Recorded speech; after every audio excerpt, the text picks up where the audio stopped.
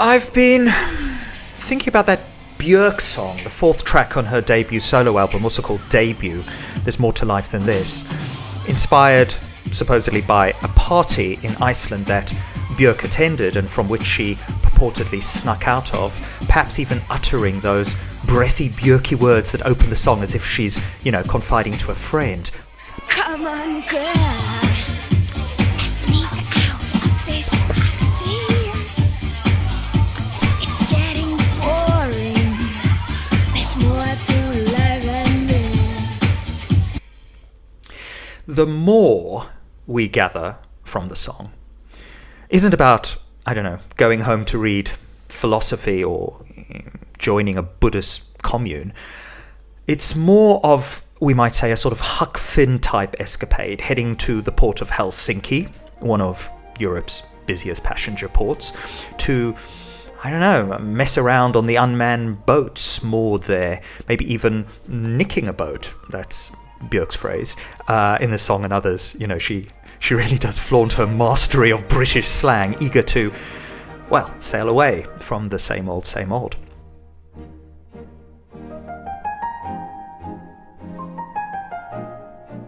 For those of us who aren't Björk, who was, let's remind ourselves, already Iceland's brightest star in 1993 and on the cusp of becoming the world's alternative pop icon with Debut, what other paths are genuinely available to our more mundane and also more secure / entrenched lives?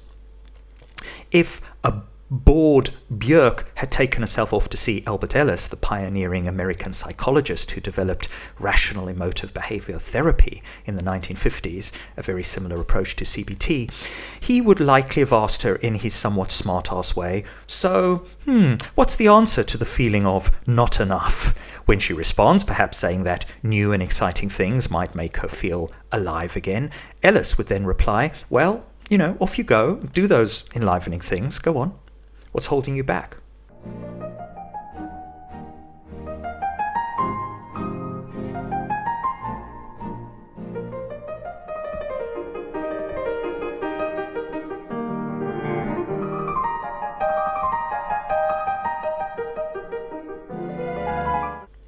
Ellis believed that most of our dissatisfaction is rooted in our irrational and unworkable, dysfunctional beliefs, and by actively challenging these beliefs, we might transform our lives through a kind of shift in perspective, exercising our agency to make different choices. But even if this approach sounds empowering, we all know that it's not quite so simple, is it? We often can't help but stay trapped in some way with regard to something, not just because of internal beliefs, but also because of external forces, social, economic, and cultural structures that shape our choices and subtly reinforce our routines. Economic pressures, family obligations, or the cultural narrative that values stability and productivity, for example, above all else, might create limitations on what we feel we are able to do at any given moment. Theoretically, I could be delivering these words from a Wi-Fi supplied hut in the forests of Thailand, but how to get Max there without putting him at risk in the hold of a plane, just so that I can have a change of scenery? We may want a more enlivening life, but these larger forces continuously nudge us back to the familiar rhythms, subtly reminding us that a life of exploration and change is a privilege, a luxury, not a given. The concrete thisness of our lives, in all their socio-cultural, spatio-temporal, flesh-bound facticity, cannot be simply overturned by going wee and, living unboundedly as though we could make it all new. Or am I just talking like a close-minded idiot here? Is not, I would say, our fetishization of free will and self-improvement also a kind of childlike or even magical thinking, a belief that sheer desire or whim alone can dissolve the complexities of our world and our place in it? This kind of thinking imagines that by willing change or imagining it intensely, we can somehow bypass the constraints that anchor us in the realities of our existence. But reality is not so malleable, it would seem. Our lives are embedded within social structures and personal histories that don't just shift because we want them to. This magical thinking ignores the depth of forces that bind us to certain patterns, forces that are not easily unwound by the superficial thrill of novelty or by declaring a desire to be free or do something different. Albert Ellis clearly believed in our capacity for absolute free will, but, there's nothing like being in the business of change, life coaching, psychotherapy, to see just how resistant the thisness of life is for everyone involved.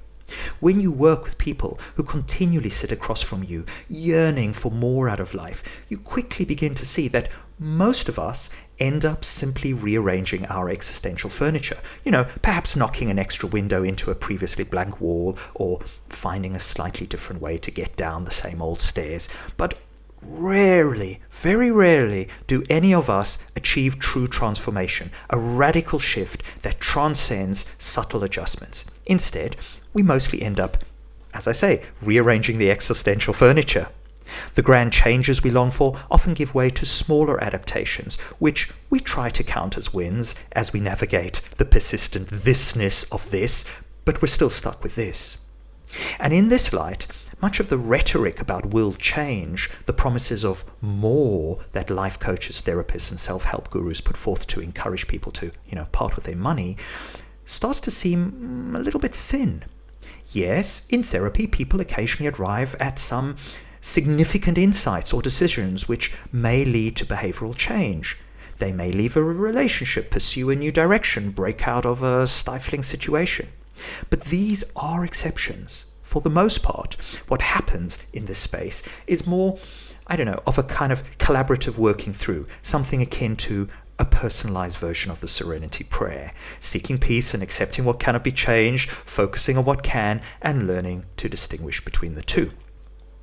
In other words, coming to the realization that life is more about accepting and making the most of the thisness of it, rather than aligning with the, quantum field of infinite possibilities. Which kind of sucks, I think, speaking as a committed determinist. This week I read David Bauman's biography of Talking Heads, This Must Be the Place, which dives into the band's formation, evolution, and the often wild, conflicting dynamics amongst its members. And reflecting on the Heads, and particularly David Byrne, I think it's very clear that their success wasn't shaped by any sort of structured self-improvement plan or, life coach-driven self-discovery. Byrne and his bandmates didn't in any way follow a predictable path to reach those creative milestones. Instead, their journey unfolded through a sort of unpredictable blend of individual quirks, raw talent, lucky breaks, and unique circumstances, elements you can't really package, reproduce, or even predict.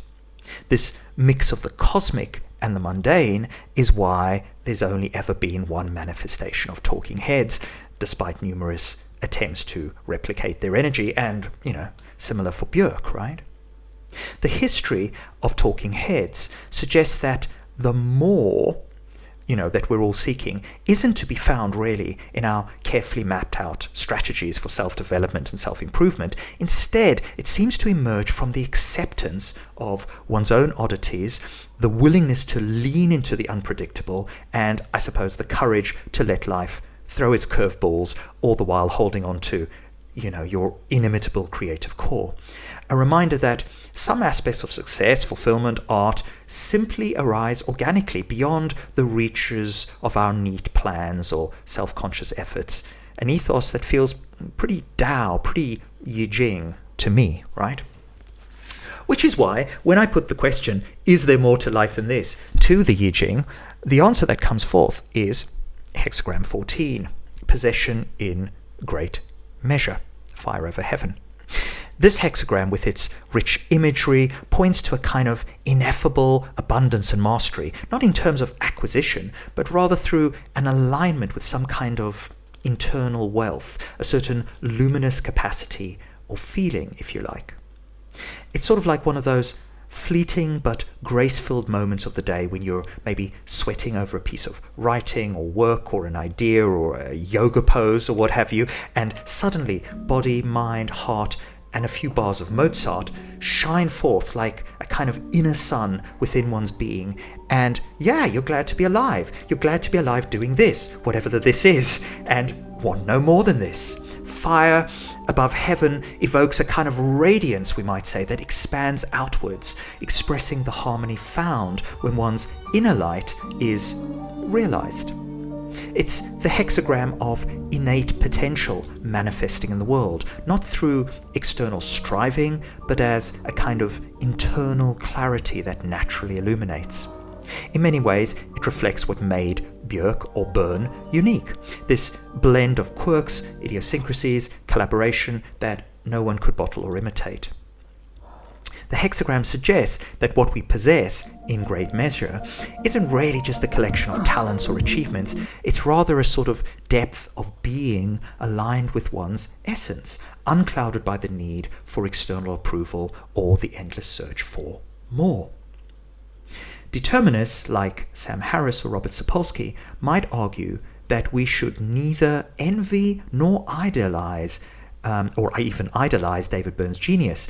While Byrne cultivated a very unique style, much of it was shaped by genetic predispositions, upbringing, socio-cultural forces, timing, the musical climate of the 70s, a restless mind, New York as avant-garde scene, band dynamics, and probably a whole host of other esoteric factors that we will never fully understand.